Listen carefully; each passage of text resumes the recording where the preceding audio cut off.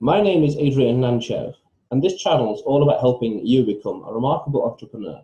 So that's why I have people from all over the world doing remarkable things, whether entrepreneurs or not, to share with you their story, their journey, and what the hell they are doing and why. Today I have with me a very interesting guest, which let's go by the name of SteemBusiness, because let's keep it anonymous, who's involved in the crypto space, doing a few things. And I don't know what exactly, but let's talk. So please, SteemBusiness, tell the world, well, not quite who you are, but what do you do, certainly, and why, please. Okay, thank you, Ernie. First, thank you for having me here. Um, in general, I'm basically in the crypto space because discovered beginning of 2017 just by surfing a little bit that there's actually something like that existing, and I pretty soon stumbled upon Steemit, and I honestly got addicted to the platform. I'm really like a Steam addict now, like on the platform every day, researching in the cryptosphere every day, blogging regularly, at least once a day about certain crypto topics, like what's going on, or what's my opinion about the market, or what's going on Steam, and other tokens, of course. And it's just fascinating, how all this new economy is like developing, and what new stuff is coming up here. It's just like so amazing, so interesting, that I actually plan to go full time with it in the middle of this year, basically. Yeah, when you say new economy, I think I think cryptocurrencies in all their complexities and the technology is the only investment worthwhile.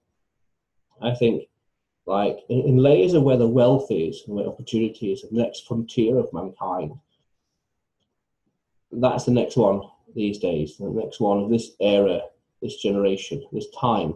Cryptocurrencies and what they do, the autonomous innovations, the decentralized, all these other technologies. I think will be the future. And could you to elaborate, please, on how you discovered it in 2017? I came across Bitcoin in 2014, but didn't probably get into it in I think March of 2017. Yeah. So like in general, it's just so so different from things that currently exist, because whenever you take the decentralized aspects, um, I mean, right now, you basically have to wait days until you get money transferred, and with Bitcoin or other currencies, you just do it within seconds or minutes. And sometimes, like for Steam, you don't even have to pay fees. So the banks are just like redundant in that field, and you just gain a lot of more power, like personal power over your life, because you don't have to rely on third parties, which can basically do whatever they want. Yeah, that's one thing I noticed with the transactions is that with Visa, they take about 1 to 3 days to clear. Some of them take 30 days. Someone pays at the point of sale in the store, online or physical, then that cash won't appear in your account, your bank account, for about 3 or so days. So it gets processed and clarified and all the rest.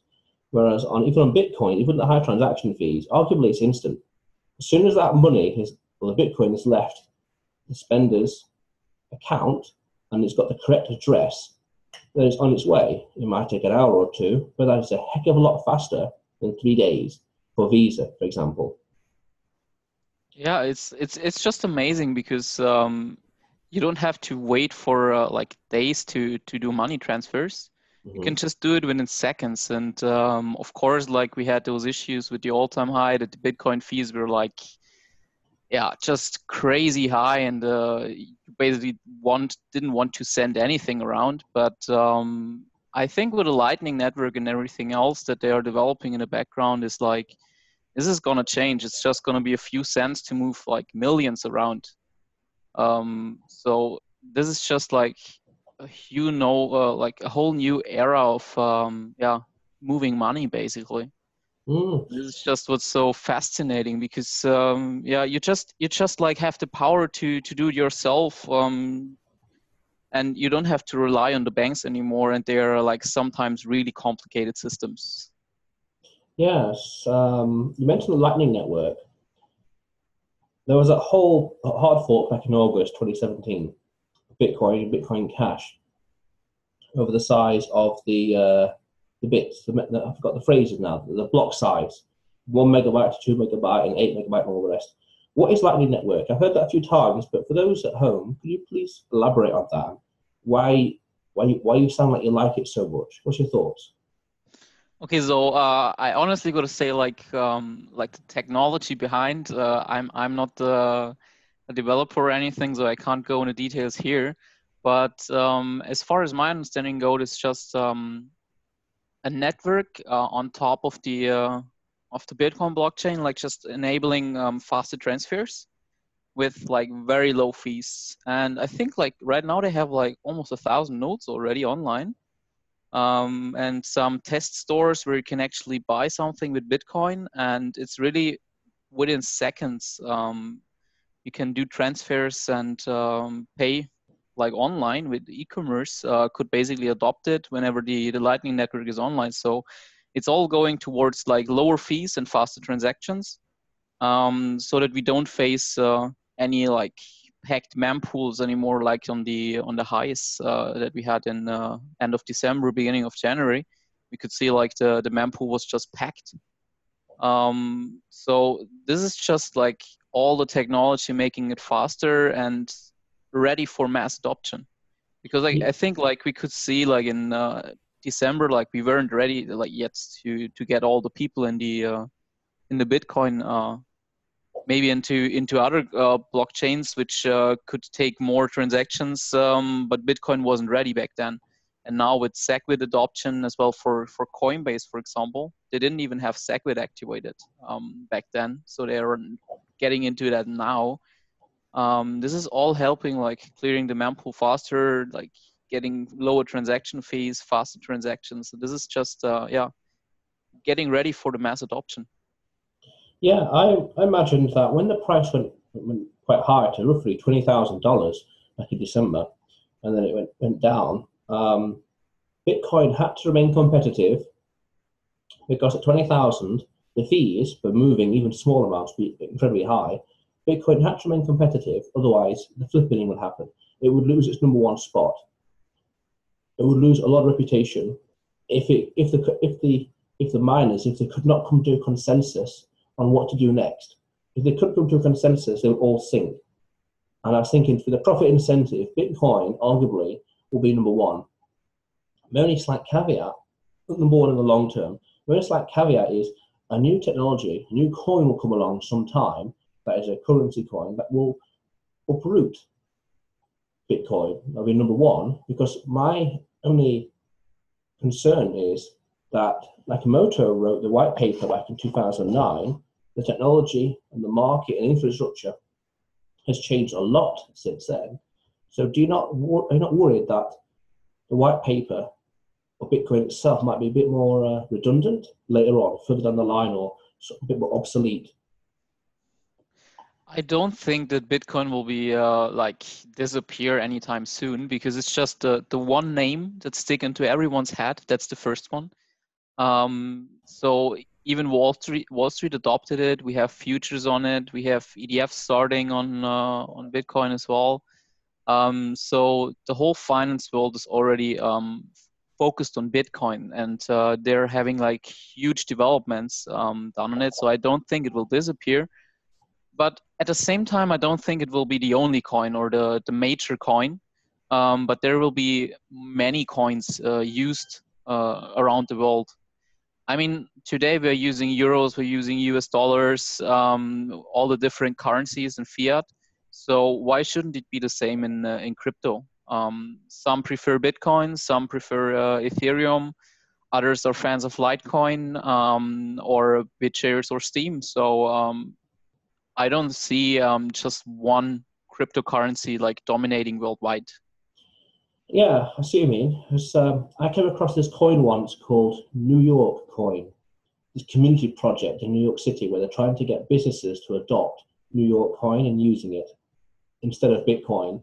I'm guessing they use that as a cryptocurrency amongst themselves, and they convert it into Bitcoin when they want to cash out or something like that. And my only concern with a lot of these coins and being adopted is the API.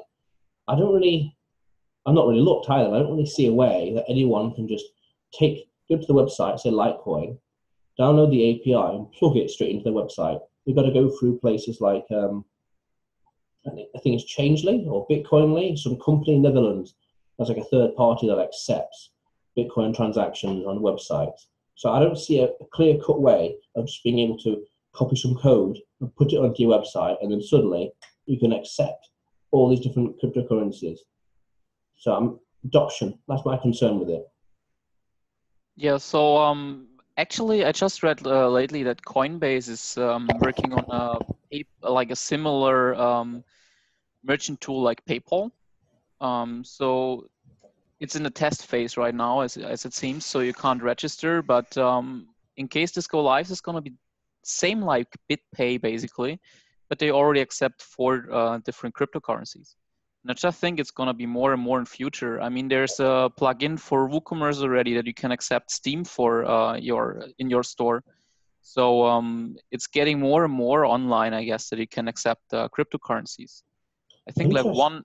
one big mall in or one big e-commerce website in or service in South Korea, they announced to partner with I don't Bitmain. I think I'm not 100% sure anymore which one it was, but they want to start accepting I think like 13 different cryptocurrencies actually.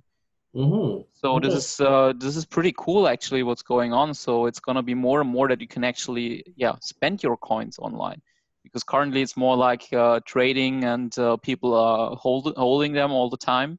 But it's really getting the direction that you can really spend it in many places and use them as a currency like it is intended to.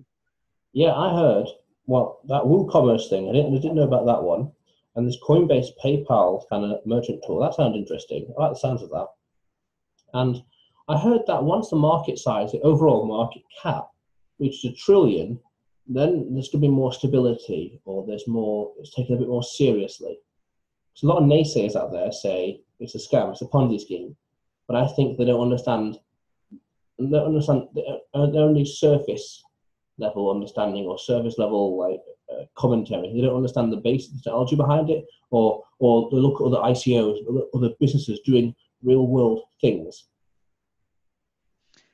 I think like you gotta take 2 perspectives on this, because there are many really good projects out there in crypto, which are really serving a purpose and really have some potential future.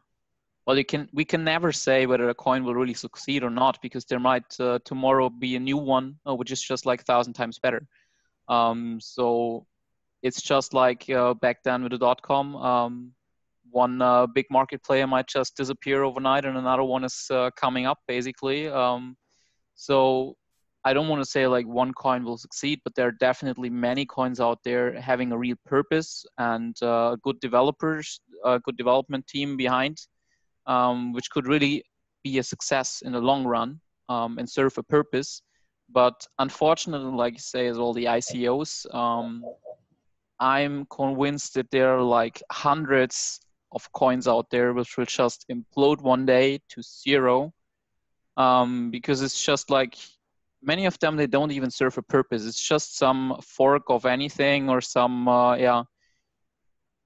bad setup coin which is just like for sending coins back and forth. There's nothing special about them. It's just speculation. They haven't So got I a see many of those projects actually they, imploding and leaving people behind with a big loss. there's no USP. There's no unique selling point. Nothing special about them. Yeah, right. Yeah. And you mentioned also real purpose of some coins. I have heard that smart media token is damn powerful. I think that Bitcoin will revolutionize logistics. and possibly even AI. And I've also heard some places that are doing conflict resolution through the blockchain. What kind of real world purposes do you think, and real world aspects of society and civilization do you think Bitcoin can disrupt completely, that we'll look at today in 2018 and think it was caveman age, stone age version of what we do compared to now in 15 or so years from now? What do you think is going to change? I think it's just the one thing that you can control your own money. You get more control back. It's just a different way. I mean, you can survive with fiat. You have the credit cards, whatever. So it's just going to be a different way of payments. But what it's definitely going to disrupt is international payments, I guess, and personal transfers. So you could just say, okay, I send you like $1,000 and it's there in a few seconds, so you don't have to wait for a transfer to clear for a few days. So it's just going to all be faster. So the blockchain technology will allow us to do faster business, not just locally, but as well internationally. Yeah, I heard that when it gets to a point where the fees are so minuscule, you could charge like insurance on your car by the minute or the second. I heard that as long as you're doing something like 5 miles per hour or above, you're technically insured in the car, because you can pay for the insurance by the minute as opposed to by the year. And if you're not using the car for equivalent to say 3 weeks in a year, then you're not getting your money's worth. So I heard things like that, and I can't imagine where else that kind of concept can be extrapolated and applied to elsewhere. But it's some interesting stuff on the least. Yeah, there are like really a lot of use cases out there. What I like very much though as well on Bitcoin is that you can really see the transfers. You can basically dig through the blockchain if you want to, and can like really follow up, okay, who's sending coins to whom. You don't see the people behind it, in case they don't like tell you this is my address, but you see what's going on. So it's not like on the fiat system we have that banks can just print money and you basically don't even know how much new money they're printing all the time. You have to rely on the information they give you, and with Bitcoin or cryptocurrencies, it's all transparent. So they can't it can't be manipulated that easily anymore. I heard somewhere that if you can see someone's public key, there are ways that hackers can get into your wallet still. Well, that's actually still one thing that I think has to be really improved is the security in the cryptosphere, because we saw all the big hacks, and I think like a lot of people they just don't see the big security risk they actually have on their local machines. I mean, a smartphone or your laptop, I guess they could be so easily hacked in most cases. So there's no way to recover your coins. That's the big risk, actually, or the big, the other side of the medallion, because you're responsible for your own funds. You get hacked, you basically don't own anything anymore. There's no bank that you can, actually go to. So this is another thing I'm really curious to see whether there will be more secure solutions in the future, I think or that like level, easier ways for people to secure the coins, because currently it's mostly kind of complicated. I mean, there's the Ledger S, the hardware wallets and everything, but it's not really the most convenient way. I think that level of meritocracy is beautiful. Okay, it's all down to you. If your wallet gets lost, it's only really your own problem, your own fault. You can't blame someone else. You can't rely on someone else, nor should you rely on someone else. It's all down to you. And the more effort and more due care and attention you give it, the safer your funds are going to be. Because you can have, it's like a Swiss bank account, like what Obama said. You can memorize all the different 12 words and all the numbers and all that's in your head, or write them down in different places, and no one can get to them, but only you. And as long as the network still exists, whether for the internet, the satellites or whatever, you can still access your funds. And you can still liquidate it and put it into fiat and blah, blah, or you can transfer it, all the rest. So it's immensely powerful. No more, in the UK, we've got the FCA, I think it's FSCS, something like that, where they back a certain amount of money in the bank, and if the bank folds, bank goes bankrupt, we can claim up to 80 or so thousand pounds from the government, and that's really just printed into existence. And I heard that was really an excuse, like a crutch for the bank to say, well, the people's money is secure up to 80 or so thousand, so we don't really have to be as careful, really. It don't matter because the government will back it all up.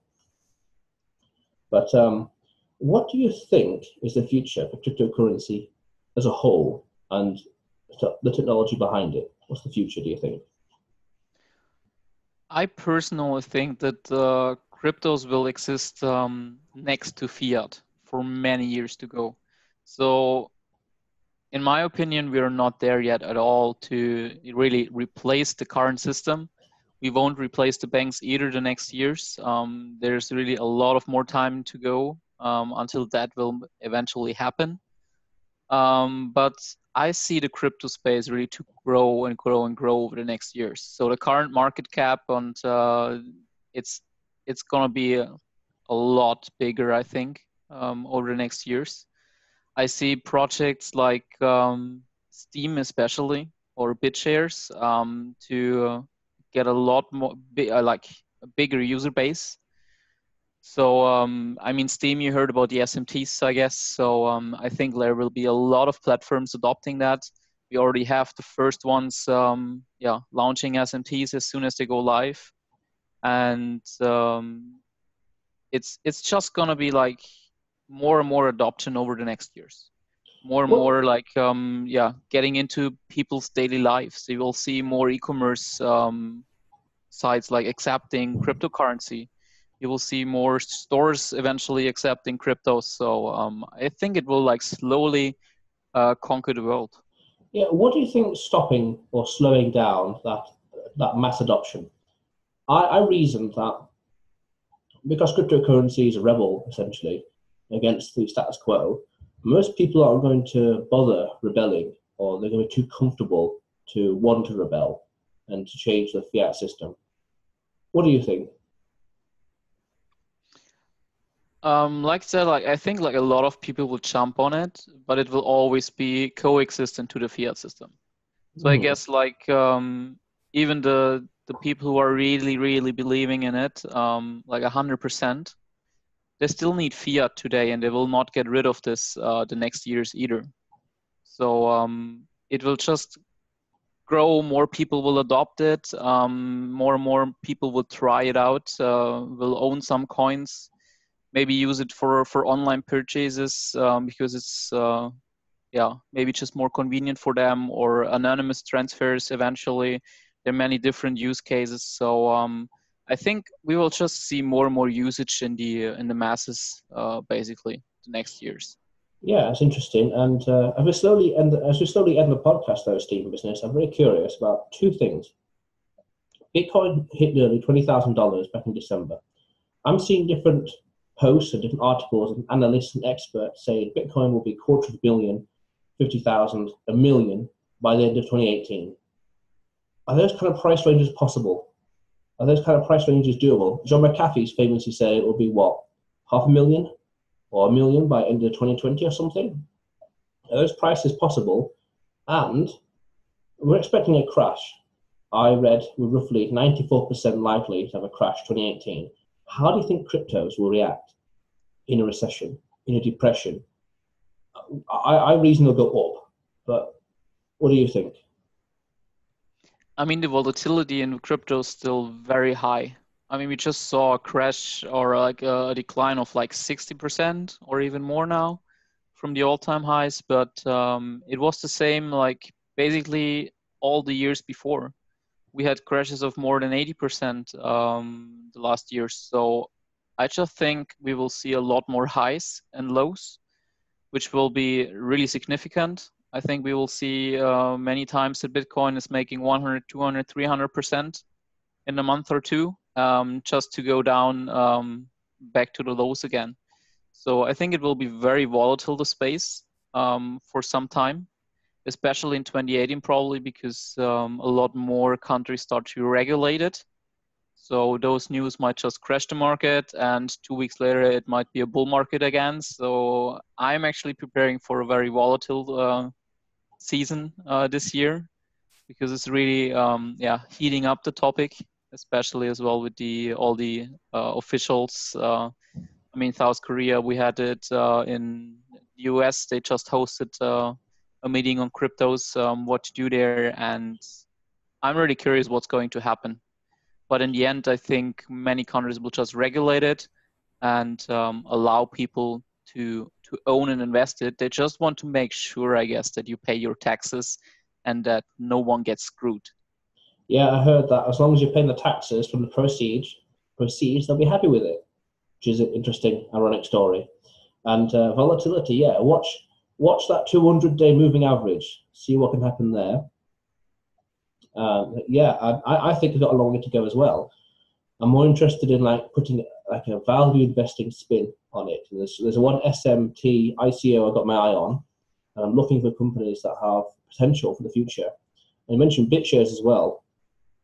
Without going too financial, I think they've got a long way to go. But I think at the moment though they're quite overpriced or very expensive, because those kind of coins like KuCoin, you want 10,000 of them, 100,000 to make it worthwhile. 100 or so isn't going to give you much on the daily return. So you want a couple of thousand of them at least. But that's the whole other conversation. But SteemBusiness, please tell me, what are you working on now, and what's next for you as we slowly end the session? Excuse me, could you just repeat like the first one? I didn't get the first question, sorry. What are you doing now, and what's next for you? Okay, so right now I'm still working for a company, and I really got like so fascinated by the crypto space. I mean, I'm active on Steam every day, researching all the information, and I'm so fascinated by all the technologies and opportunities you get here, that I'm actually planning to basically make a living out of it from the middle of this year. So I resigned my job already. I want to travel a bit, introduce new people to Steam, especially get them on the platform. So this is a big goal of mine. I want to support the Steam ecosystem growing. So just recently I joined the build team. So everyone who doesn't know build team, those are the guys behind Minnow Booster and Steamvoter. And I just joined them recently and support on the projects. There's a lot of cool stuff going on in the background, and it's really amazing to work on that stuff. Really like being a part of bringing the space forward, basically. What was it again? Bill or build? BILL? BUILD, build team. So like the builder. Oh, I get, yeah, build. Okay, interesting. Yeah, I'll look into that. And how are you going about getting people onto the Steemit platform? Because I noticed that the content type on there, they're very sensitive to what works and what doesn't work. The TAM, as I call it, total addressable market, for crypto stuff and anarcho stuff and political stuff, very receptive, but entrepreneur kind of stuff that I post about, not overly receptive towards that. That's actually a big topic in Steemit, because like you got to find your niche. Blog on, you got to make friends as well. It's a social network after all. So the more people you know, the more votes you probably get, the better the content, the better the whales will respond to your content as well, I guess. But there's not really like one way to success. I guess like many new people, they just see the trending page whenever they log into Steam the first time. And they think, oh, cool, I can make like $500 to $1,000 with one post easily. Mm-hmm. That's just not the way it's working. I really see like it's hard to get really recognized on the network these days. And of course, the early adopters, like the very first ones, they had an advantage. But people can still make it. There's really, really good content out there from newcomers. They just it takes a lot of time until you really get into the top trending or the hot topics, basically. So it's a lot of work as well. It's not just that you can start posting and you get the $500,000. In case that would be the case, everyone would do it. So I mean, on YouTube or Facebook or other social media, you don't get a star overnight either. So it's always about hard work and connecting with people. Yeah, I see what you mean. I know what you mean. That makes sense. And if you like a social network as well, yeah, it's interesting because I was mainly viewing it as like a Reddit. They're just posting the content. But clearly, that's the wrong attitude. Actually, like one Steeming I really like is Taskmaster 4450. I'm not sure whether you heard about him, but No. he's commenting a lot. So whenever you go on his blog, you will see like thousands of posts. And I think like 90% of that is actually comments. And he's really writing really good comments. And this is just getting you out there because whenever you comment on other people's posts, they recognize you. When you do good comments, they will check out your blog. So this is the way you actually get really noticed. Stekin was doing the same. He was like commenting a lot as well, and he's doing really great today. So he got noticed as well due to the comments, reaching out to people. Yeah, just the socializing. Unfortunately, I sometimes really regret that I don't have that much time. Like a full-time day job, it's just impossible for me to be as active as I wanted to be on Steemit. But comments are really, yeah, a really good tool to get noticed. Interesting. That changes strategy a little bit. Interesting. Thank you for that, SteemBusiness. That's an interesting way of putting it. All right. But speaking of comments then, and being found on Steemit, what's the best way for people to get in touch with you? Just on the blog, like leaving comments. I really try to answer every single good comment I get. So I won't reply to like some comments like nice post or something. That's for me like just a waste of time. But really the comments like that refer to my blog or are quality, I really try to answer all of them.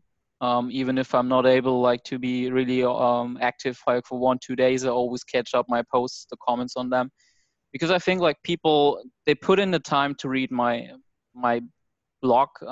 They put in the time to comment on it. So it's just a thing of respect from my side, like to reply to them, because they put in their time. So it's just fair that I give them a reply. I see. Yeah. I see. Interesting. And I'm guessing that your Steemit tag is SteemBusiness as well? Yes. Okay. I'll include that in the show notes below. Well, until then, SteemBusiness, it was great. It was great having you on the show. And thanks a lot for coming on. Yeah, thank you very much for having me, Adrian. Awesome. And remember, ladies and gentlemen at home, subscribe, follow, comment below, because this channel is all about helping you become a remarkable entrepreneur. Because you see, that is what life is all about.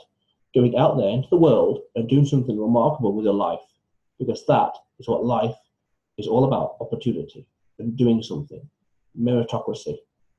How cool is that?